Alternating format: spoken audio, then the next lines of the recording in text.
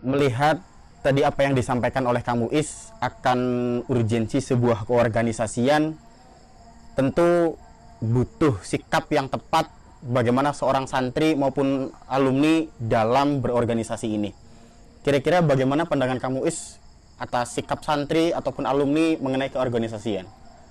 Saya kira dalam tataran realitasnya itu santri sudah mulai memiliki kesadaran yang tinggi tentang berorganisasi dimanapun ya, tidak hanya di Babakan Ciwaringin, tapi juga dari berbagai belahan pesantren-pesantren di Nusantara. Para santri sudah mulai mengorganisir diri, termasuk diantaranya ya pesantren itu sendiri kan menjadi bagian dari organisasi.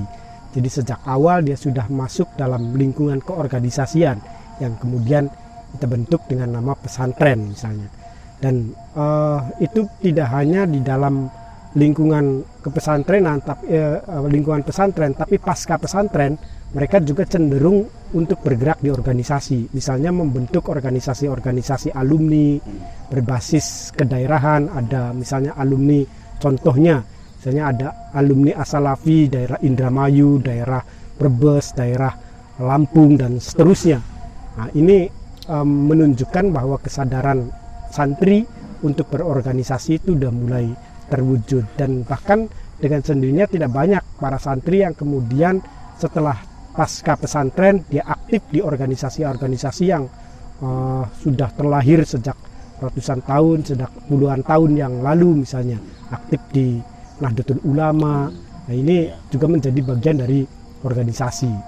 Saya kira kesadarannya sudah cukup baik gitu santri-santri untuk berorganisasi ini. Lebih jauh bah mengenai kiprah santri yang khususnya pasca pesantren setelah mereka menjadi alumni, kira-kira organisasi apa yang terbaik bagi mereka terlepas dari berbagai macam organisasi, entah organisasi kemasyarakatan, organisasi sosial, kemudian politik dan lain sebagainya, bah? Pertama gini, yang mesti harus diperhatikan oleh santri itu sebenarnya adalah soal visi dan misi organisasi itu. Jadi sebelum kita melangkah ke pembuatan organisasi atau melangkah masuk aktif di dalam sebuah organisasi, kita harus membaca dulu, membaca tentang visi dan misi organisasi itu. Apakah visi dan misi keorganisasian itu bertentangan dengan nilai-nilai yang diajarkan di dunia pesantren? Apakah visi dan misi organisasi itu bertentangan dengan nilai-nilai yang hidup dan atau prinsip kebangsaan kita, misalnya prinsip yang hidup di kultur bangsa kita? Nah, itu yang saya kira mesti harus kita hindari, dan itu bisa terlihat sebenarnya dari berbagai visi. Kita jangan masuk lebih dulu, tapi coba ini arahnya kemana gitu. Jangan-jangan kemudian kita masuk ke dalam organisasi yang justru berlawanan dengan spirit pesantren. Misalnya masuk ke organisasi, justru organisasi itu adalah mencetak atau ingin mencapai sebuah target teroris misalnya. Nah, itu sangat berbahaya sekali dan tidak memiliki semangat dengan kepesantrenan, tidak sesuai dengan nilai-nilai kepesantrenan. Dan ini yang mesti harus santri itu cerdas dalam menyikapi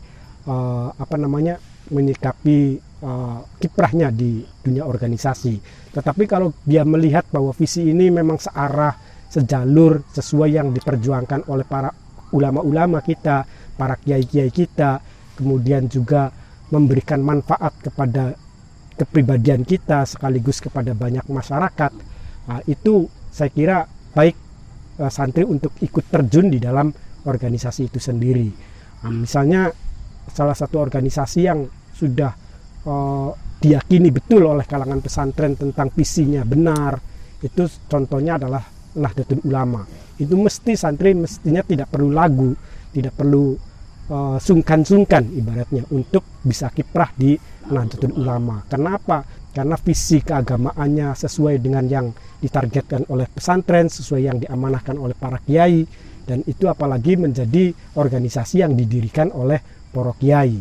Dan itu saya kira salah satu organisasi yang secara umum sudah kita ketahui tentang visi misinya yang sejalur dengan apa namanya dengan santri atau dengan visi kepesantrenan.